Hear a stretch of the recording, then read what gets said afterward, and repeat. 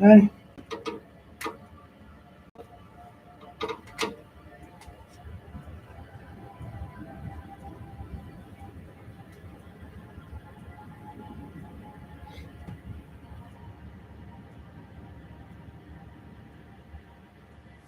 Okay.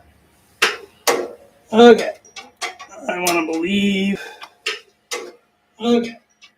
I want to believe. Okay.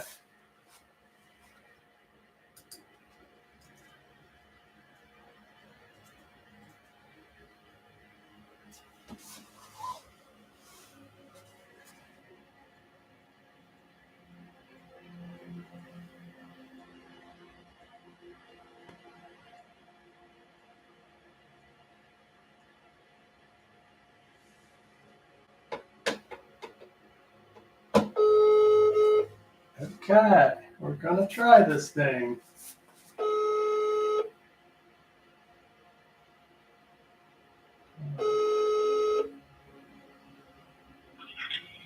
Hello. Okay, just to confuse things further, I went ahead and started a new stream called Rob's I got it. Latest. I'm Okay. on there. All right. Okay, and I should go for, what do you think, like an hour or less? Yeah, that sounds good. I think an hour is a good amount of time. Okay. Let's see if I can do it. Okay, man. Good luck. Thank you again.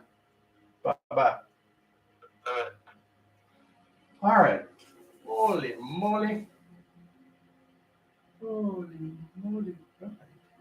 And yes. Okay. Okay. And last but not least.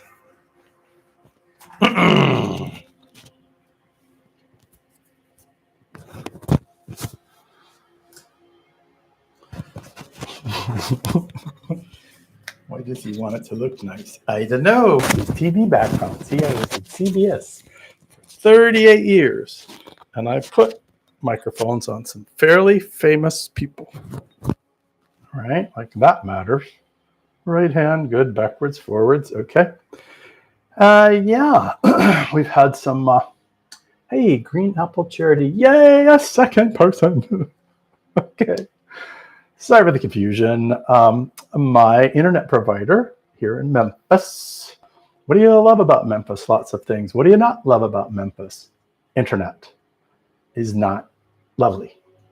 So I think it's up. It could die at any time. Let's live dangerously. Oh yeah, I've got, let's see, I've got music playing in the background. Let's turn down the music playing in the background. Let's try to remember all the things we were going to talk about. Every day I think of different things. I am constantly learning. I'm constantly trying things. Today I was going to talk all about, last week I was going to walk through this current circuit and tell little stories all the way along. And then at the very front, I was in the other room and there was a lot of noise in the video. I thought, well, let's talk about noise. That's a big thing that happens in the HD world, and some interesting things happen that are a problem in the HD world that you don't think about so much in the SD world. Okay, let's look at, and then tell a funny story. So I'm over across the apartment, close to the windows, next to the Mississippi River, and I I'm testing some wiring. Oh, let's show you the wiring I'm testing. All right. Okay, so when I do that, wait, I should go this. White chat. When I go over here, out of camera, this thing. Anybody remember this thing? How could you from the inside? This is the back of Little Big Mod.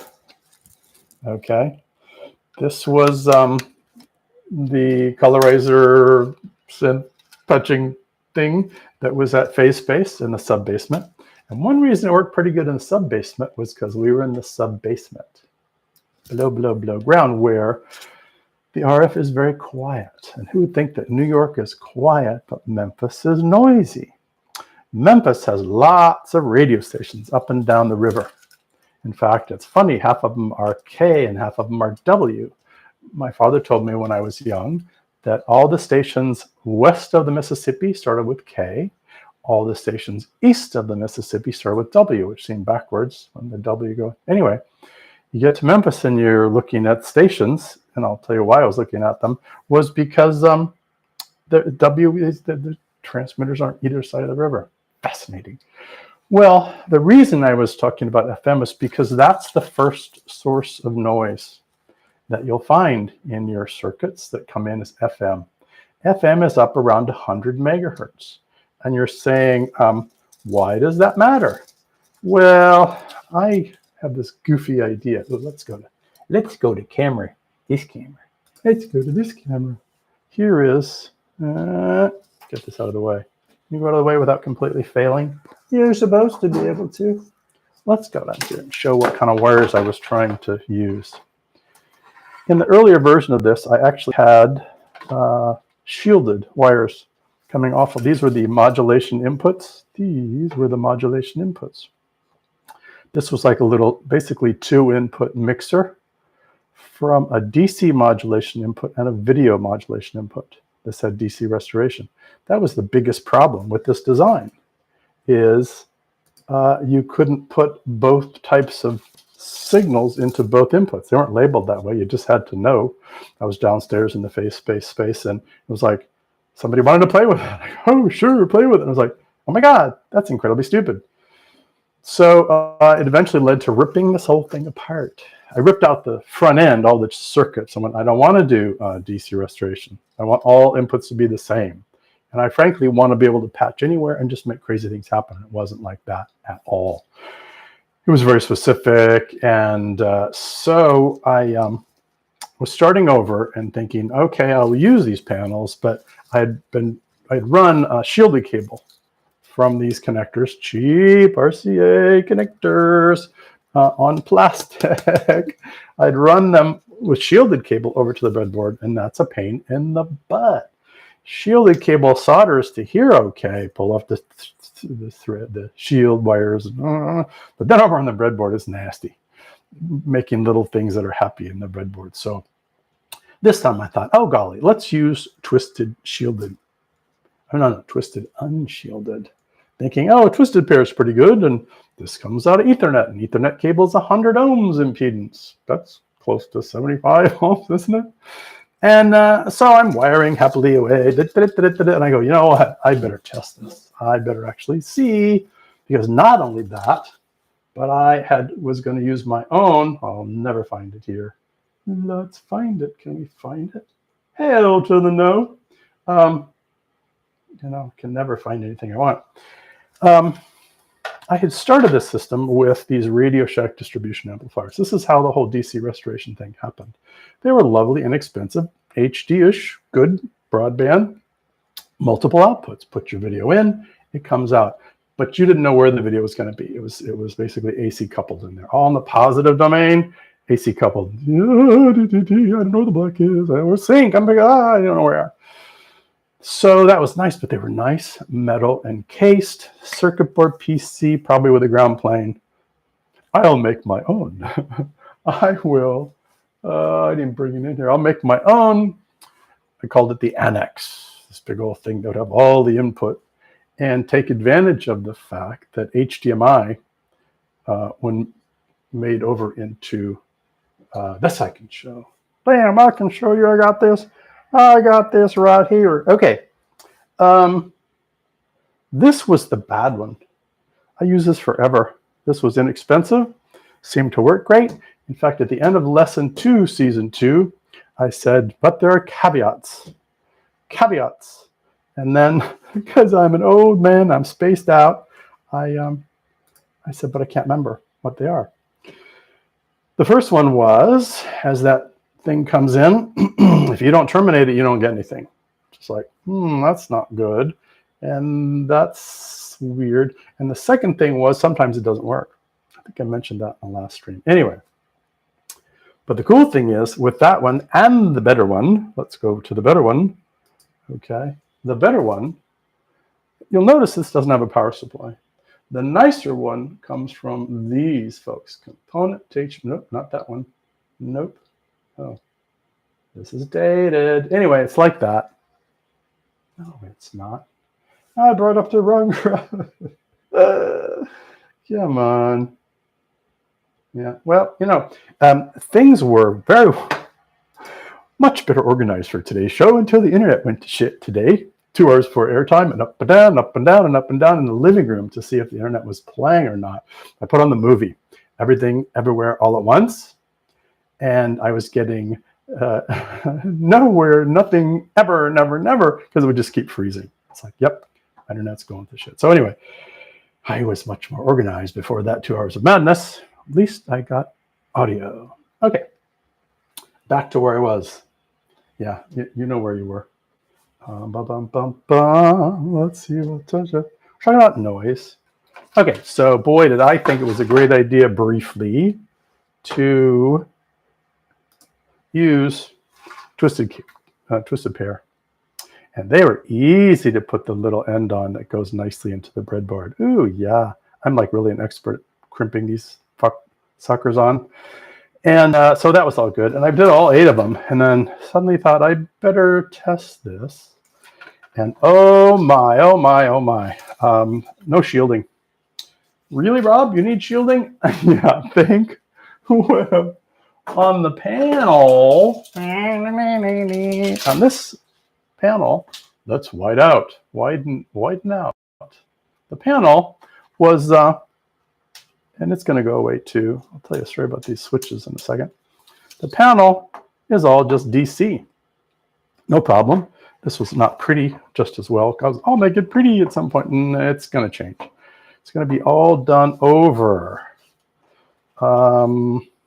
Quick story about these switches, which are also good. They were an accident. They came from a point in time when I was trying to get better resolution and control. I'm all about, I want to get the color I want to get. I'm going to zoom here in a minute. I want to get the color. So I had the idea that hue should go from blue over to yellow, and then black back through the other color to blue. Blue to yellow, but here in the middle is red and here's green. It's like, whoa, what an idea. And then I could see what color I was going to get. That didn't work out so well. So I have these switches and I've got the way of sampling them all in place. So you know what? I'm going to make those into kill the color. Just kill that color. Very useful, actually, because when you're getting really confused, it's nice to go, which one am I? Click. So that was actually pretty cool. So anyway, so there's things happen. Accidents happen, and I try to make it seem like I had thought about it that way the whole time. But anyway, I was all about dealing with noise. And there was noise everywhere. And I was like, oh, man. And I remember noise that would happen in New York sometimes and not other times. Some of it just constant. And those are the FM stations. I have a lovely spectrum analyzer in my scope. There was a key point in time when I decided, do I want to look at all the data in a USB or other serial, MIDI, whatever, or do I want to see the spectrum? I'm an analog guy. I need to see the spectrum. Actually, in this case, it was nice to see all those FM stations, and I could make them all disappear the waveform if I just cut the high frequencies. What a beautiful view of the world the scope is when you go 20 megahertz. Just show me the low stuff. Isn't that lovely? It's pretty. My very first scope was only about 25 megahertz. Then I got a faster one, but oh man, all those edges and they're so I would typically go to the higher bandwidth scope and click it to 20 megahertz because it looked prettier. So sometimes you really want to see the noise. So so you can get rid of that noise, and you could kind of do that. I made the statement that I never go beyond 20 megahertz, as if I had control of it, which I don't at all. It's like basically it didn't tend to get through that much. Well, I have a circuit today I'm going to show you that actually does pretty well on the straight through video. In fact, let's bring that back. Before I go off and on about how we make hue, it's, you know what I should be looking for? Okay, nobody's asking questions. Oh yeah, they can text. Green apple charity. Hold on. Okay. Let's go back to this and look at I'll show you a really cool test signal I made a long time ago. Actually, let's just show 3 things at once. No. Let's show 1 thing at once, especially if you can remember where it was. I made a really cool test signal. I will show it to you. It's so cool. Okay, and I'm going to show you it first. I'm going to show you that. It's the colorizer. Okay, this is a signal that you may remember if you ever saw it from the standard def world. It's multiburst. It shows, I think I can point to this. Ready? Oh yeah, lower frequency, higher. All right, I made mine specifically, but it does the same thing. I made it by hand. I think I used Photoshop, for crying out loud. And it's a very analogish kind of test signal. So you don't see it in the HD world. Nobody does that. And I'll show you what it looks like on the scope.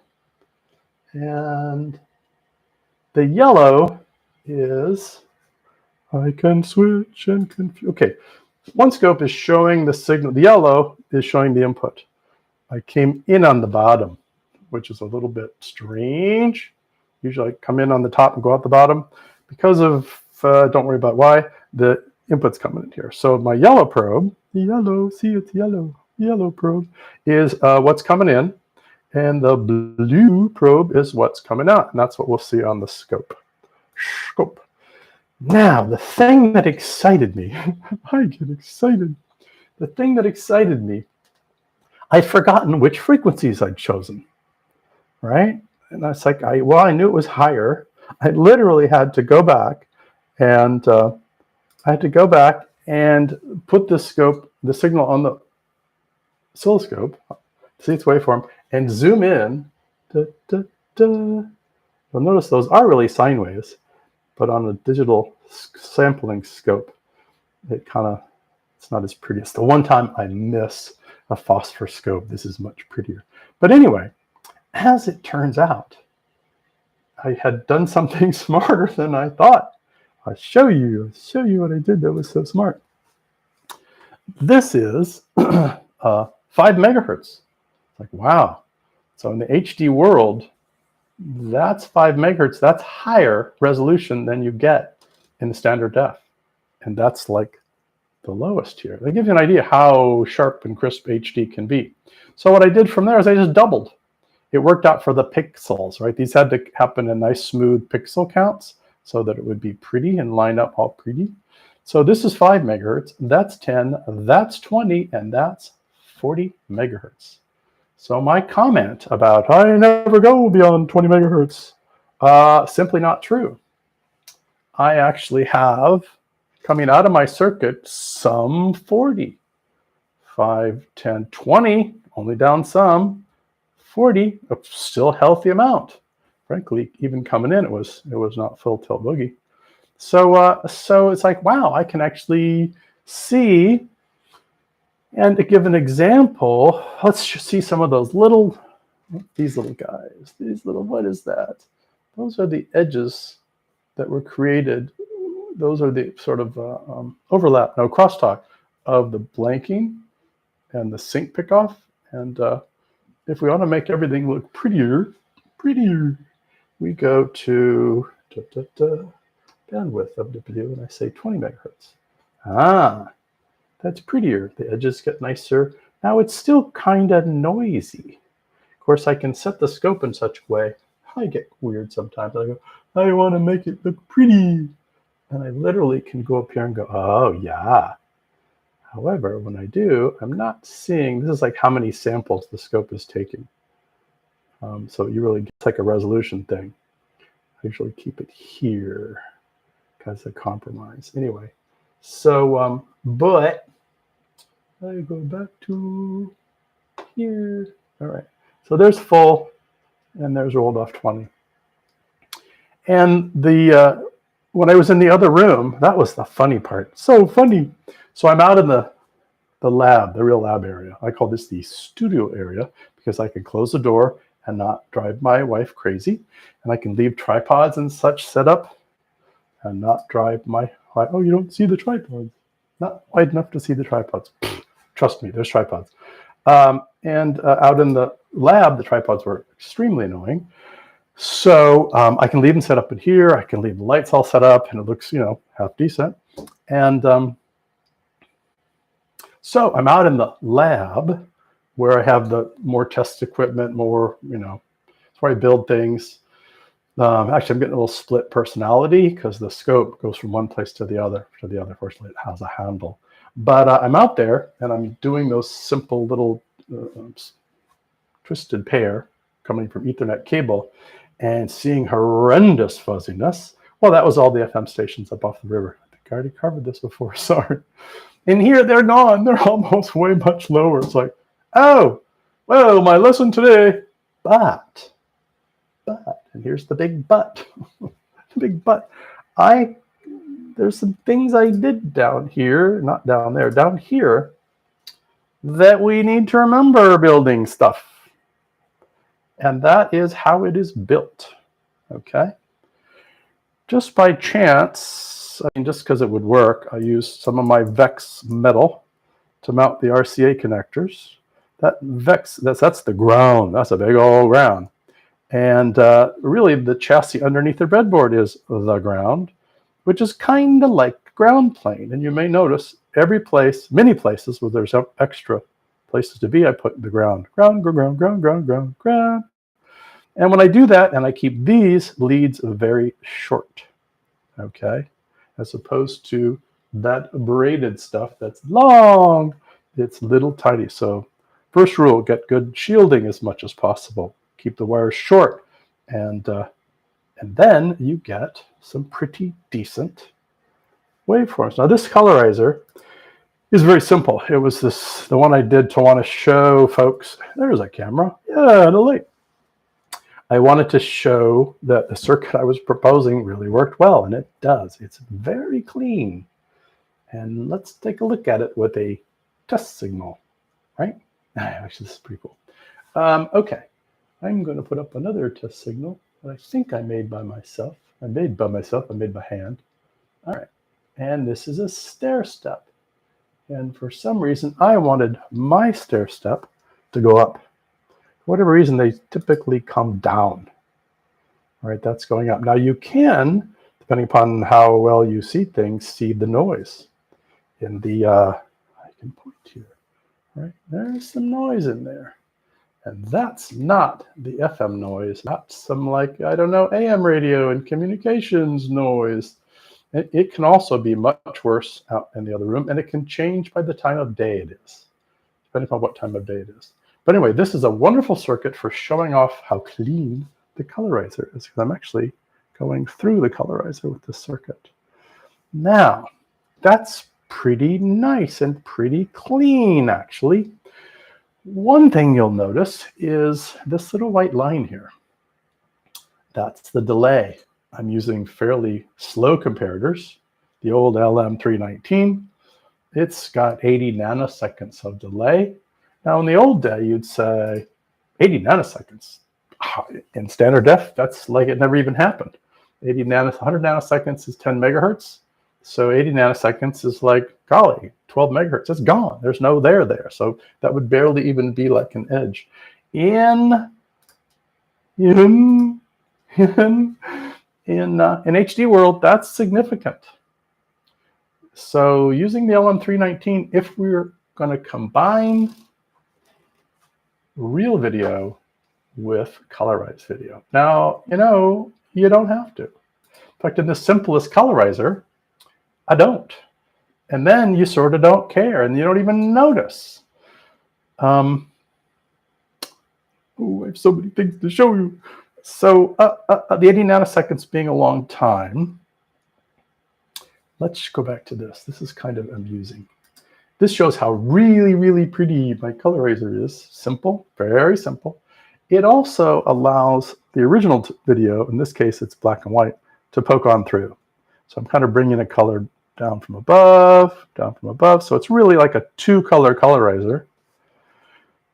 But the trick, the extra mile, the extra fun thing was, if I keep going with those knobs, it's inverted underneath. Ooh. And on here, that's not very exciting, but it shows it clearly what's happening.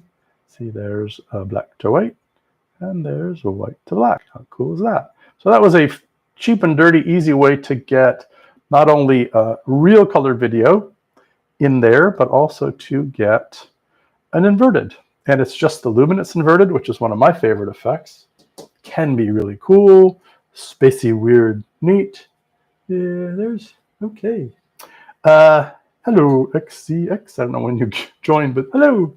So, okay, now then, let's look at the in-betweens.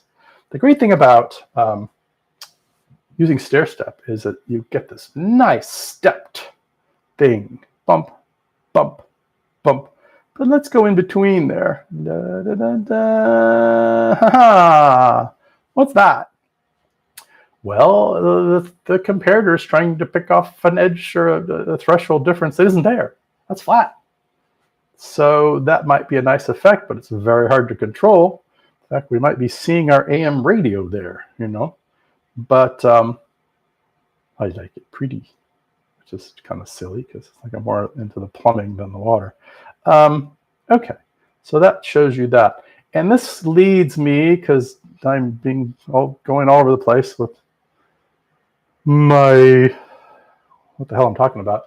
I want to show you, let's put some actual video in here. What would that be, Rob?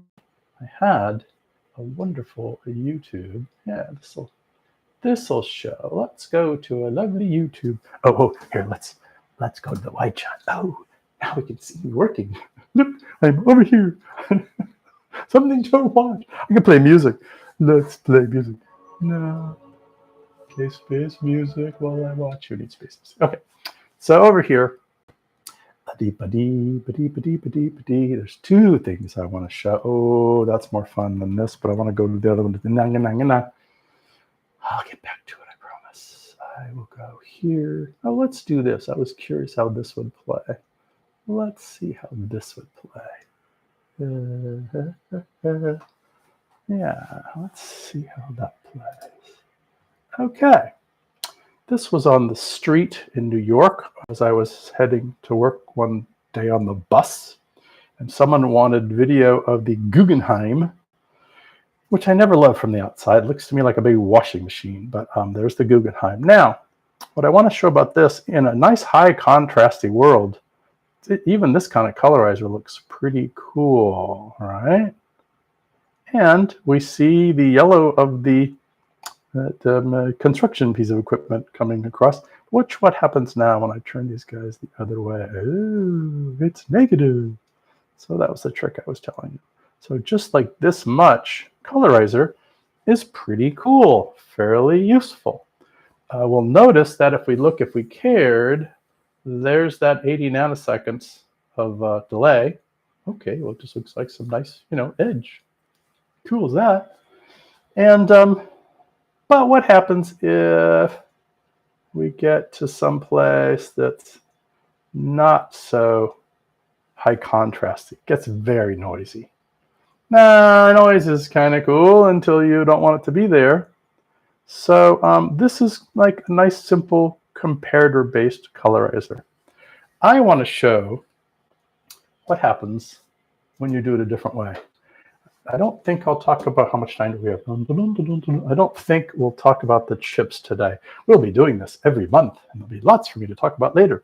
But I want to show you a nicer way to colorize, and something I called, recognize the music. Yeah. That's music's playing from what's the Pandora? The Pandora thing I have, that's a Tangerine Dream radio station. So that's where you heard that nice space music. I love space music. My wife hates it. I love it. Keeps my blood pressure down, So where was I going? Oh, I want to show you the comparator is like a hard key. And there's such a thing as a soft key. In fact, if you really know what you're doing, you can vary the edge from hard to soft. For reasons I maybe get into next time, so I run out of things to talk about, not likely, I just choose a hard and what I call a firm. I'm sorry, I choose a soft and a firm, so that the firm is kind of like hard key, but a little smoother. And I have an example. It's one of my favorite colorizer videos. Let's move these all the way out. Okay. And hello. And I'm going to go to, I didn't need to do that, did I? Let's go back to this. What's he doing? Let's play some other video while he's okay. Here I am. What's I'm doing? Very good, thank you. I'm gonna go to another video I had all set up. Oh, there was the file right over here. How cool is that? But that's not it. I made a new playlist so that it'd be easier. Yeah? I love easier. Let's go back here all the way, and that's easier to get there. At least I know kind of where I am. Oh, look at that. There's my, ooh, interesting. All right. Where am I? Just made a new playlist. Playlists. Because this is a very cool video. And it shows my hard and in my firm. Sounds really weird. Starting not liking his names anymore. This was, golly, I think I have audio too. So we can change the colors. Yeah. Put that down below the levels. Okay. That's so I can just feel that I actually got. Okay, so right here, and I can point to it. These are soft keys. And this whole area that's very gray and smooth would be just crazy harsh. But in fact, it's not. It's smooth. It really handles. You start to actually see the luminance coming through. That's really a kind of a fade. There's no original video coming into this colorizer. It's my lovely Halloween colorizer. I'll let it run just enough so you can see the close-up of the beautiful fluorescent knobs. If I have black light showing on them. Yeah, it's coming. I swear it's coming. There's. I hired these kids to do this for me because they're like, having fun and they look nice. And even though I gave them money, they showed up late. But that's all right. Okay, there's the colorizer. Okay, notice the red, green, and blue knobs. How weird for Rob to do red, green, and blue. I did it because it's fun. It's simple. It's actually a component colorizer inside, but I like the RG and its component coming out. Now what I want to show you is when we come up, here's this lovely lady, and there's some pretty grayish stuff. She's going to pop see, she went to a hard key. Right, there's the noise. Still pretty. Oh, that's an effect. It's not the colorizer. That's cheating, though. So here, like I said, again, this is the smooth. I call it the soft key. And she's going to flip to what I call the firm key. It's pretty sharp, but still not quite as sharp as a comparator. That's a circuit I'd love to show off later on. Okay. Yeah, I love my knobs. The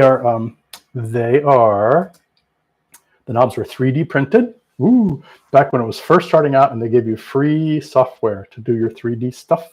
I was a little company in, where was I? Didn't matter where I was. I wasn't here. Was I in New York? Must have been New York. It doesn't matter where, it does matter where they were because I actually visited them once. But I made the knobs. I did 2 versions. The original actually came in different colors, the plastic. That was so cool. And the red, green, and blue looked pretty darn cool. And then they quit making them in color. I said, why don't you paint them? It's like, all right. And actually painting was cool because I was able to use fluorescent paint and then they glow. And the idea being that you come into this tent. This is the Halloween idea. And you don't see anything because there's black light on the knobs and they're glowing. And there's infrared on you. And the Sony cameras have this ability to go to what they call it, I forget, night light or something. So you're lit infrared, the knobs are lit ultraviolet, and it's just like spooky and cool. The infrared cameras are very soft, so it's and also I shoot the camera off of a mirror to kind of make the left hand, so it feels mirror-like. Anyway, probably still my best colorizer, the Halloween colorizer. All right. What else? What else shall I show you? Where are we doing on time? We started. When did we start? It took us a while. I want to say it was 1:15. I don't know. I don't know when it was. So we'll just keep talking until we run out of things to say. Maybe it actually happened this time. Oh, yeah. Don't need extra music plastic. Okay. We looked at waveforms. We looked at the colorizer. Let's look at some pieces of the colorizer. Let's move this down and show you how I can. I'm going to pull it wide and show you how I can. I went to great efforts to make this. This is going to go down underneath here. No, it's actually pretty stable and stuff. Let me show you, for one thing, a couple things. Show and tell. It's show and tell time. Here's the power supply out of Little Big Mod. Okay, pretty cool actually. I put it's with a real plug on the back and a switch, and there's a nice switch mode. Hello, power supply in there. Pretty proud of that. You can actually electrocute yourself by sticking your hand in there. There's actually a plastic cover. And still one last place you can electrocute yourself and put your finger in there. It's really hard to put a panel here for all the ways I put all these panels in. And anyway, okay. Notice that the spine of this went to the middle of all the breadboards. So I had a single point of power supply and spread it all out like that to all the boards. Ooh. Then, let's just show, not in any particular order. I want to show you some things, more things. Okay. So, this was the wire that was really not good. Twisted pair, comes out of Ethernet. But then I thought, you know what? I'm going to try next time around shielded Ethernet cable. Very interesting, because it's got a nice shield. I mean, it's seriously shielded. Not only that, each pair is shielded. Nice. At the other end, it's interesting that you have to keep the pairs together to know what you're there, but I don't care because I'm going to pull all that. There's the shield. I'm going to pull all the whites, which are going to be the grounds, and look at that. There's red, green, and blue. I mean, green for luminance and R-Y, B-Y, and then a spare for, I don't know, sync or something. Anyway, this is going to be the next attempt to wire panels with better shielding, but lots of connectors. Meanwhile, oh man, so you think you've got this nice BNC cable. Yeah, let's zoom back in. So exciting. This nice BNC cable, right? That'll be shielded. That'll be lovely. And sometimes it goes to an RCA and it's wonderful. And that sucker is just a pair. I don't even think it's twisted pair. Like, really? People are going to put, it's not 75 ohms, I'm sure. So, and then I hate to have to like cut it open to find out that it's bad. Buy a spare. All right. This is, for the longest time, I had a picture, but let's just zoom out. Oh, you're going to focus for me, aren't you? Focus, focus, focus, focus, focus. Okay.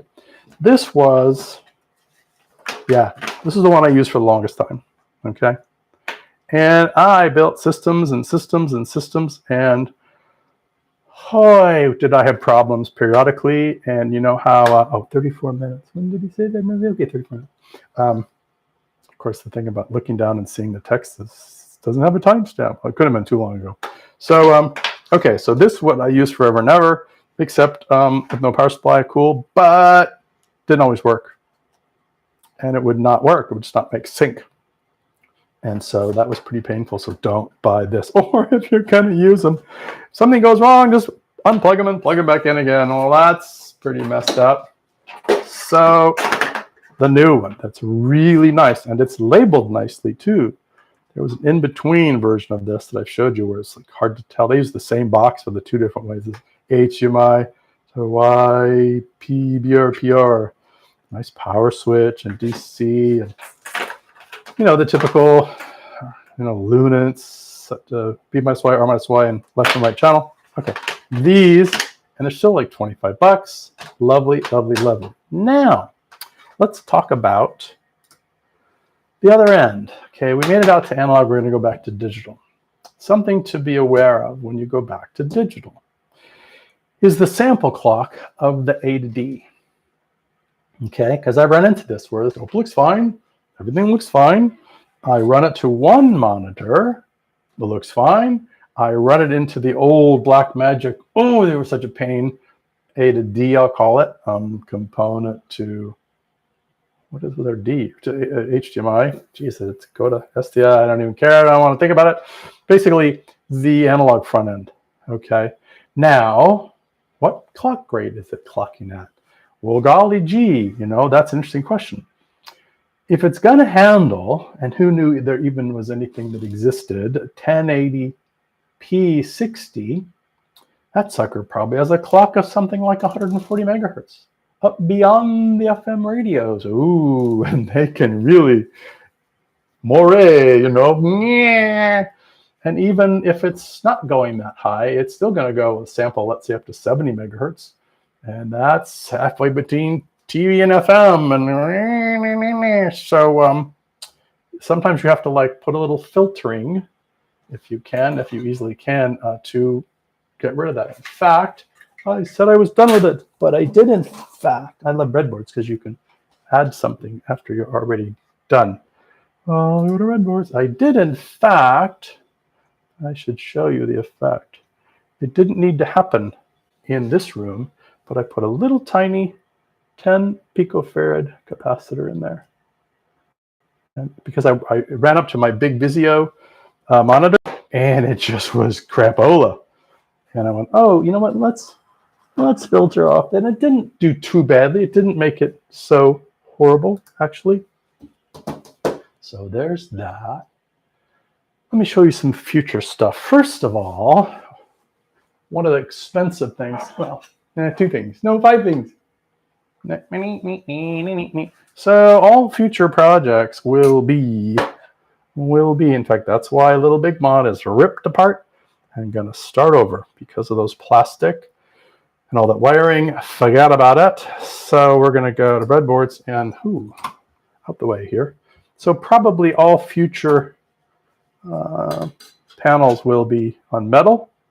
This is an RCA to RCA. In a way, that's a bit of a pain because then I got to come out with something there. Whereas the ones in the one I just put down below are nice, lovely RCA to solder. And but these are going to be typically what I'm going to use like that, right on the panel, get to the ground. Let me show you this accumulation of stuff. Holy moly, you'd think I'd hate Blackmagic enough. But the cool thing is I put it in this, zoom out even more. Whoa, whoa. And shoot, why don't I go all the way to the other camera? Can I show that there? Can I walk over and show this stuff? Will it automatic focus nicely? Sure, but there's not much light on it. These are a whole bunch of my collected over time Blackmagic up-down cross converters. Very useful, extremely useful. Something not the way you like it. It'll take just about anything in, give you just about whatever you want out. Caveats.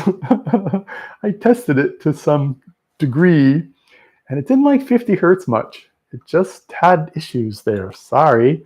I'm in a 60 hertz world. I know some of you folks could be in a 50 hertz world. So also there's a sync generator in here.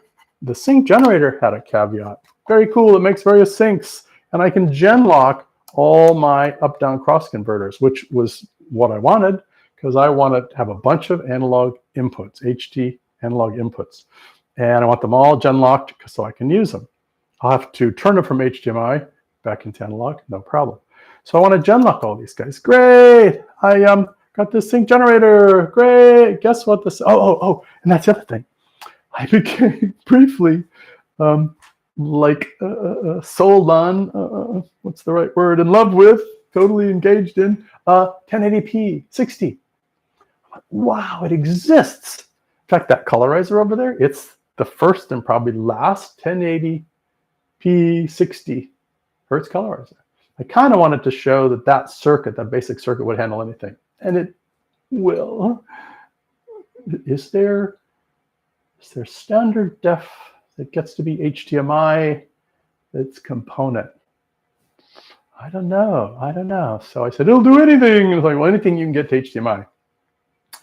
So yeah, you just have to figure out the timing of the blanking, and it should be able to come out the other end. I did try a bunch of stuff, HDMI to analog to HDMI, lots of different, just plugging them straight across.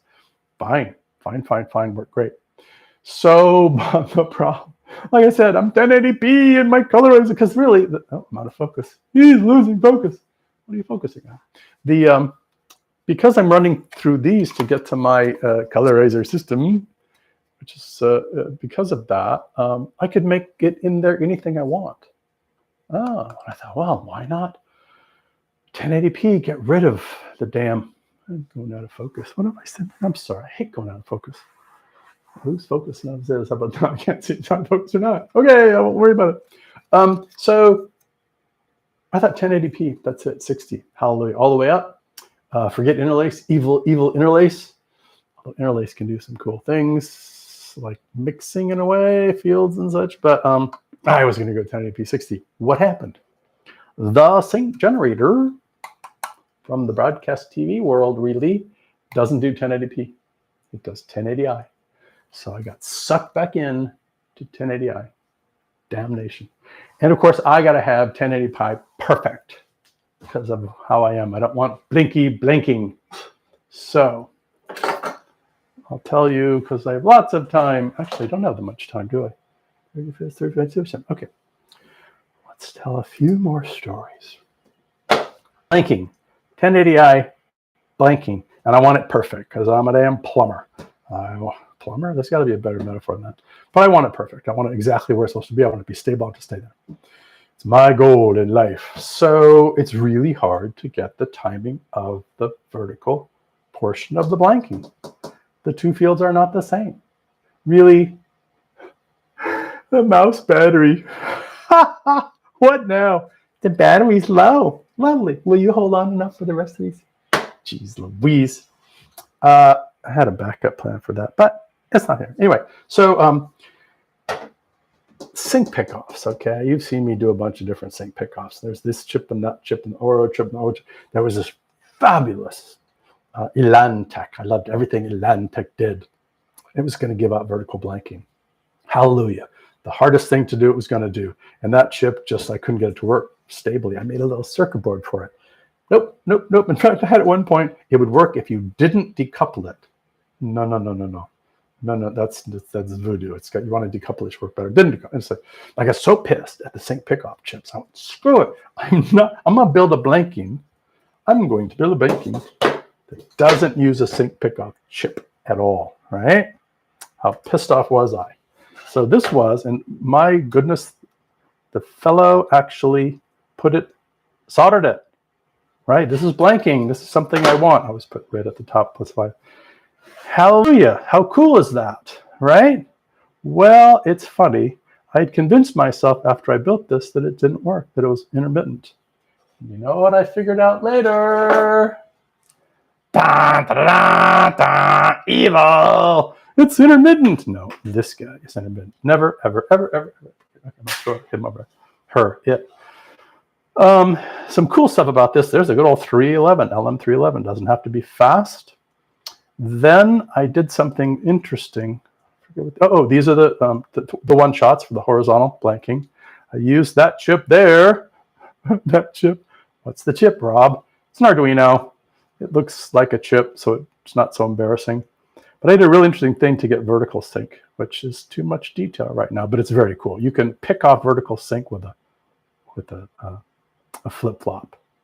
And then it's like perfect, but only if it's HD. If I didn't say before, HD sync is very clean. It's what it is. And the old SD World sync is, the burst is going up and down. The vertical sync's got head switching. HD sync is what it is. It's very pretty. It's weird. It's got the tri-level business going on. Anyway, so I made that. So, from now on, because I'm back in the 1080i world, and I got to stop being embarrassed about I haven't made it yet, but this is now my, from right to left, the LM 1981 a dual one-shot, which actually needs to be this one with the NAND input. The way it's going to be just 3 chips to do it. This cannot be my favorite dual one-shot. Sadly, it has to be this goofy one, but it works perfectly. And then I actually put, since the Arduino can have all kind of inputs, I can adjust all 4 vertical blanking edges. Perfect, perfect, perfect, perfect. And okay, there it is. Just leave that. It fits right there. No, it's from Adafruit. I love Adafruit. So anyway, that's going to be blanking from now on. Let's show one last thing, and then we can probably wrap this up. No, 2 last things. All right. Let's talk about hue, saturation, and luminance. Okay? Go away. Go away. Stop it. Okay. I could bring back. Focus. Seriously. Come on.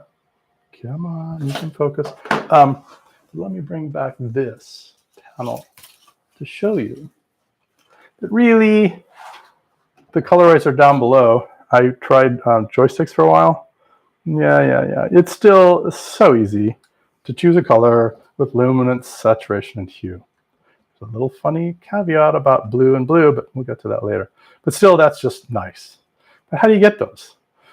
The people at LZX have done it analog, and that's hats off to them, or however they did it. I don't know how they did it, but it's amazing. Here's how I do it. I can make any number of these I want with a good old, or you remember, do you remember? Are you ready for it? I don't remember. Arduino. But let me show you how cool this is. By using an Arduino and using only 3 of its A to Ds and then multiplexing the knobs, this could go as many, just this much circuitry, 8 knobs. I could add 3 more of those and have 16 knobs. So literally, and the knobs, you're not in a big hurry to change them. So for some other reasons we'll get to next time. But anyway, this is a nice board that I tell you, I blew apart. Little big mod? Yes. But there's some really nice modules. And here is a module. This is 6 colors. Whoa. Because one of the things that comes out of the Arduino are 3 pulses, a clock, a data, and a, and a set. And those 3 wires are coming out of the Arduino, so essentially loop through all these lovely A to Ds with a reference, and then they go over to the faders. Okay, I think I will hold off the detail of that because I really want to talk about those fader chips and the good, the bad, the ugly, and the beautiful of those. Okay, we'll get to that next time. Last but not least, people will say to me, I don't know if they say to me, let's just imagine they say to me, yeah, Rob, when are you going to build it? When are you going to lay out a board? When are you even going to commit it to solder, for crying out loud? The Halloween colorizer, which is like 10 years old, is still on breadboard. Still works fine if you have a decent, reliable digital to analog going in the front. It's set to 1080i. So right now, I was going to say, oh, I'll just plug it in and show. It's like, oh, no. The output of the MacBook, and this is why it's actually a cool thing to be able to 1080p 60. It's what comes out of the MacBook. You take that HDMI out to one of those lovely converters, and boom. I think it'll do 720, 30. Those are the 2 you get to do. So if your only source, you don't even have a camera, but you got a computer, you're liable to be in the 1080p 60. So it's nice that that circuit I showed you can do it. Okay, meanwhile, back to the how do we get the soft, firm keying I talked to you about. That's in here. That's what there are 5 of them on here. In fact, in front of each one is a 2-input fader. That was the mixer. So I mix into the modulation. Then this wonderful chip. Ready for the functional name of that? It's an operational transconductance amplifier. Woo! Also has an op-amp in there. Very, very, very cool. Speed, very well behaved. It's an LT1228. I love these. Very useful. Have I thought about doing it without it? Yeah, one could imagine doing, replacing it. But then this is a good old three input, three switch. It's a 74HC 4053, the 4053. Just triple switches, and actually, and that's the switch that goes, okay, sharper, softer, firm or soft. And basically, there are 1, 2, 3, 4, 5 of these, and there's a couple of power supplies up there. All right, I think I showed you everything for now. Sure. I think we'll wrap it up now. Sorry about the chaotic opening. Holy moly, that was stressful. Thank you, Memphis ISP. We're on Xfinity. Really, Comcast with a fancy name on it. And I spend as much money as I can to get good down. I get giggy down, but 30 up. And it's like, 30? Well, I could stream in 30, but I said, you spoiled. In New York, we had fiber. Verizon Fios, giggy up and down. I want that back. In fact, they're doing this work that caused this outage, they say, to enable to give them better uplink. We'll see. One last gripe about them. If you don't pay top dollar for the gig, they charge data. They charge their internet connection data, right? Okay. Certainly, this is so many good clippers. Okay. No, that's simply difference in brightness. Value. Oh, good questions. I haven't been reading. I'm sorry. Oh, and I see blinking. Yeah, those prototypes are beautiful. Luminance. We'll talk about luminance next time. Cool. Details of those circus next time. Leaving us good many clip. Leaving us on so many cliffhangers. So it's time to leave. Cling on. All right. So here we're gonna the luminance challenge. Yeah. Well, it's very interesting about luminance and adding the chroma and what happens. That's an interesting story, actually. That has an analog story part of it and a digital. So anyway, let's go to my lovely, let's see, let's play this last little, one of the best things I ever did. This shows, that's not the music that goes with it. What's the music I'm playing right now? I can't hear it, but anyway, this shows off that lovely soft hard key and how the two-input mixer can kind of pulse width modulate. The one signal coming in is just a standalone horizontal oscillator, up and down lines. And anyway, this is one of the favorite things. There are a few things I've done that are just fantastic, I think. But okay. I never got them to give me permission for that. They never came back to me. I feel really bad, but if they tell me to take it down, I will. Okay, and that's my closing theme. This is a simple, frequency shift keying from my little lab oscillator. And I think I'm going to go out with that. Thank you all. I guess we'll do this in 1 month. Hopefully it won't be so, the old drifter. We'll talk about the drifter too. You guys are welcome. Y'all are welcome. I sure appreciate it. I want guys to be non-gender. So you folks, I really appreciate you being here.